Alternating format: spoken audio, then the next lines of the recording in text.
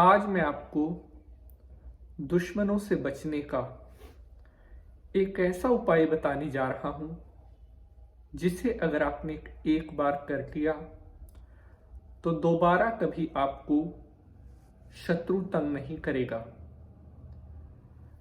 जिन लोगों को भी अपने शत्रुओं की वजह से बहुत हानि उठानी पड़ रही है, जिनके जीवन में दुश्मनों ने जहर घोल रखा है या लाइफ को बहुत परेशान कर रखा है,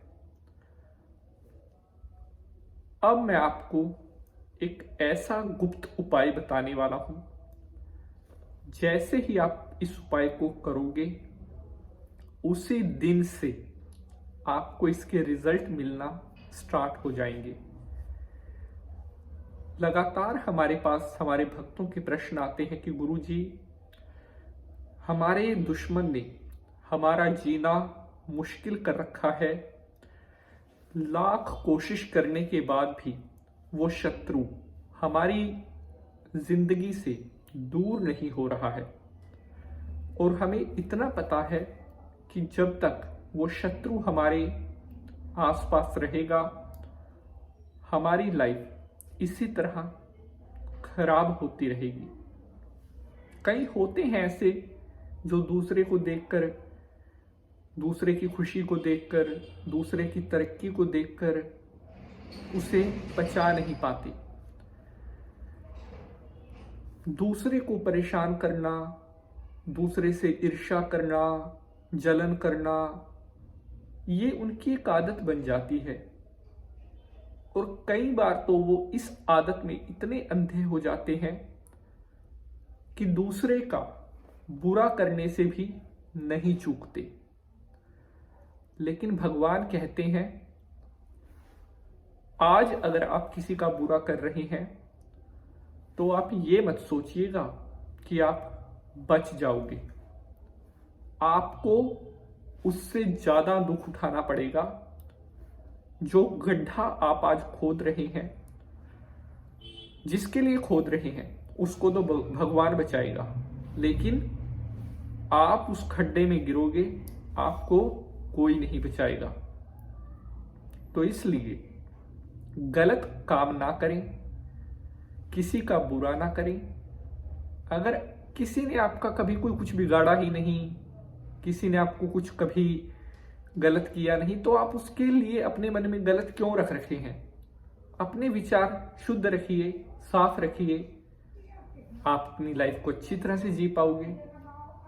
तो आज मैं आपको एक ऐसा उपाय बताने जा रहा हूं जिसको करते ही आप अपने शत्रुओं से तुरंत प्रभाव से आजाद होना स्टार्ट हो जाओगे।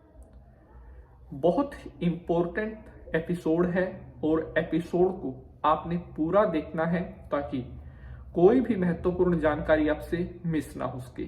तो चलिए शंकर भगवान को प्रणाम करते हुए आज के एपिसोड को स्टार्ट करते हैं।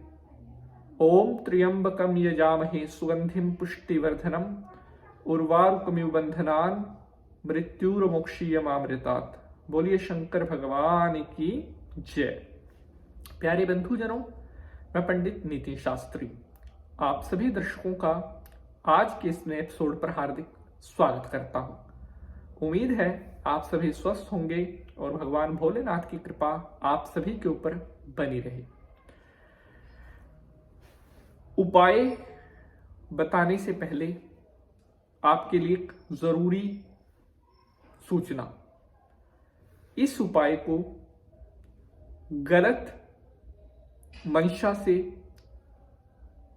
किसी का जानबूझकर बुरा करने के लिए, अपने निजी स्वार्थ के लिए, किसी की लाइफ को जानबूझकर खराब करने के लिए ट्राई भी मत कीजिएगा, अन्यथा आपका बुरा हो जाएगा। इस प्रयोग को आपने तभी करना है जब आपको किसी ने बहुत ज्यादा कष्ट दे रखा हो, जब आपके पास कोई भी और चारा ना बचा हो, बिल्कुल लास्ट, जब बिल्कुल हद हो गई हो कि शत्रु बहुत आपके पीछे पड़ा है, तब आप इस उपाय को करिएगा। आत्मरक्षा के लिए, स्वयं की रक्षा के लिए उपाय आप कर सकते हैं, लेकिन जानबूझकर किसी का बुरा करने के लिए उपाय मत कीजिएगा। ये मैंने आपको पहले बता दिया। तो चलिए अब आज के उपाय को आपके सामने रखता हूं। ये उपाय आपने करना है शनिवार के दिन। शनिवार के दिन आपने कालिश बनानी है। कालिश का मतलब कालिख जिसको बोलते हैं। या तो आप एक काम करिएगा, जो हमारे घर का तवा होता है उसके नीचे जो कालिख होती है वहां से आप थोड़ा कालिख ले लीजिएगा, या उसके जगह पर काले रंग का पेन भी आप प्रयोग कर सकते, काला स्केच भी प्रयोग कर सकते हैं। एक व्हाइट पेपर पर काले पेन से या काली स्याही से अपने शत्रु का नाम लिखना है बड़े अक्षरों में। अगर मान लीजिए शत्रु का नाम नहीं मालूम है तो उसकी जगह पर आपने लिखना है गुप्त शत्रु। अगर नाम पता है तो बहुत बढ़िया, अगर नहीं पता है तो गुप्त शत्रु। लिखने के बाद अब आपने इस कागज को सबसे पहले तो अपने लेफ्ट पैर का जूता निकालकर 10 बार इसके ऊपर जूता मारना है, नाम के ऊपर। उसके बाद आपने इस कागज को आग लगा देनी है, और उसके बाद इसकी जो राख है उसे टॉयलेट में जाकर के आपने फ्लश कर देना है। 3 शनिवार ये काम आपने करना है, और ये काम आपने करना है सूर्य के अस्त होने के बाद शाम को।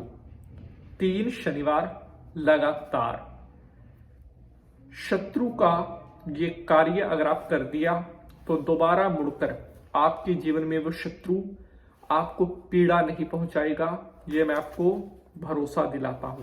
लेकिन गलत मंशा से, गलत नीति से इसका यूज मत करना। अगर आज के एपिसोड से जुड़ा हुआ आपका कोई प्रश्न है तो आप जरूर पूछें। अगले एपिसोड में मुलाकात होगी किसी नए विषय के साथ। तब तक के लिए जय माता की।